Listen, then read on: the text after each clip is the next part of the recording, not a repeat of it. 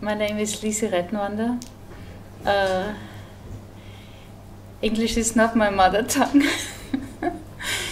And today I didn't come with any instruments, I just came at one and got to know to the room.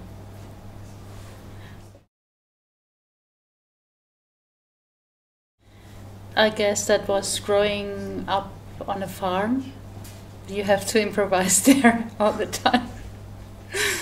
Yeah, and then we did like first I did this shepherd calls, you know. So you have to improvise anyways because you cannot always do the same, and the cattle wouldn't respond, you know. So you have to have a communication there already, and I did that maybe when I started to do this when I was maybe 5 or 6, and afterwards we started to sing in this family music, and I played the zither. But my father was a very good improviser, so he was one of the guys who could make up like rappers do, you know. They say, of course, you call it Gstanzel, you know. So you tease somebody with making like singing what he did good or bad the last year, you know, and yodel a little bit, and then the other could repeat, or not repeat but respond. So my father was a very good improviser, and he grew up in a oral tradition, you know. Afterwards, when he was adult, he learned the noten. So, and I guess because my father taught me how to sing and how to do this shepherd course, so he was teaching me how to improvise. And then afterwards I was a rafting guide, so you have to be strong with your voice as well. So this improvisation comes more not only from music, but from working. As a raft guide, as a waitress, you have to improvise all the time, you know. Also respond to bad guests and so, yeah. I don't like to play what's there on notes. I haven't done it for years.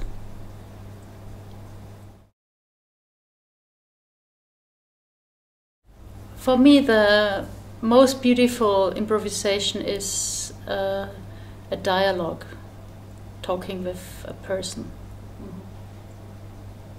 And if the dialogue gets really beautiful, it's a great improvisation. You know, you never know when you meet somebody how long this talk will be and what everybody will talk, you know. So it's an improvisation. That's for me a very, the best improvisation you can do, having a good dialogue.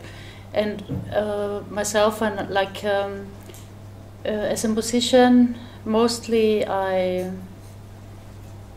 do solo shows, and there I step into this dialogue maybe with this instrument or with the room or with light situations, with movements. For me also making music is a choreography. Also a composition, it's a choreography more than anything else.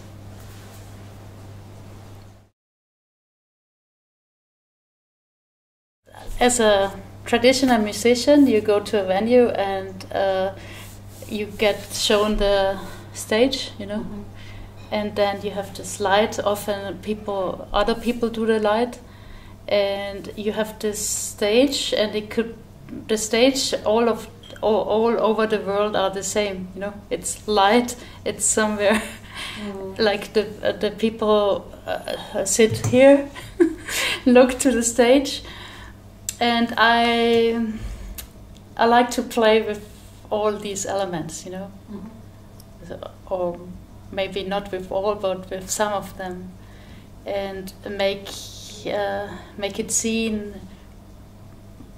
or learn something about staging, light, darkness, sound, amplifiers, or what my body can do in a room.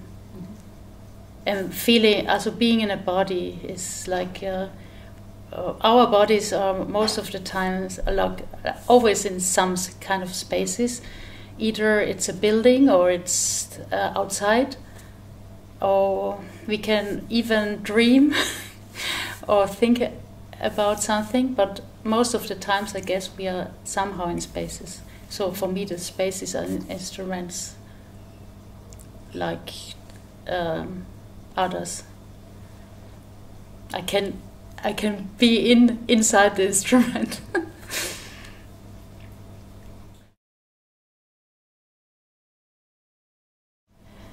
I think there's no situation in my life where it's less boring than showing something on a kind of stage.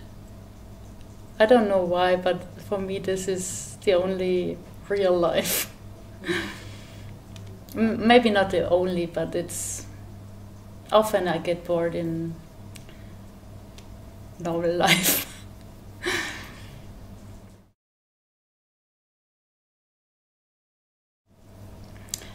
Yes, that's life. It's life. When I'm on stage, I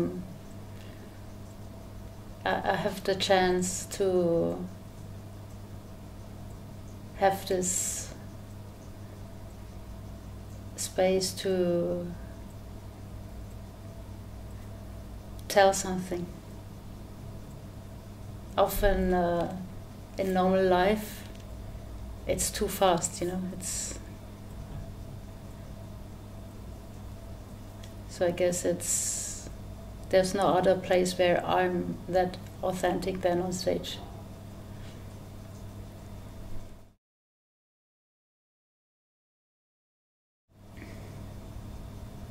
For me, composing is to put something into an order, right? Mm-hmm. So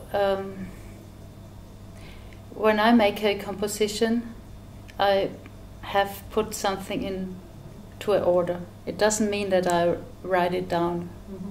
I just rehearse it until I remember the order.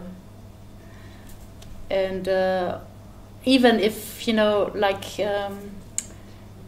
traditional music, like which is put down on a paper, and the best musicians played, it's always different as well, you know.